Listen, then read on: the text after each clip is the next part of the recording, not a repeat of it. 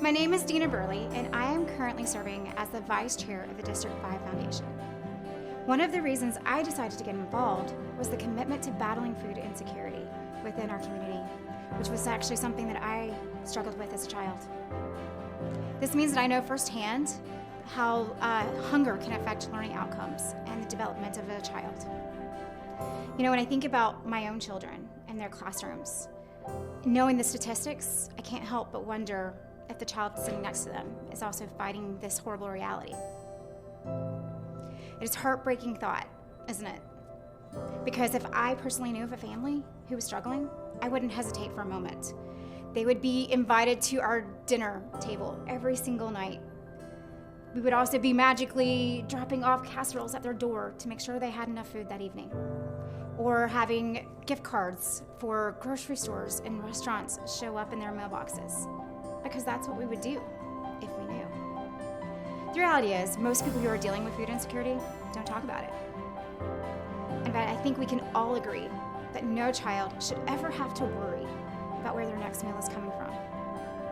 And that is why the District 5 Foundation partners with 17 other local organizations to be the conduit that bridges the gap between those who want to help and those who need it most. The Snack Pack program provides easy to prepare meals for a child, everything they would need to cover them from Friday evenings to Monday mornings when district nutrition services aren't available. In South Carolina, it's actually estimated that 28% of our children do not consistently have enough food in their homes.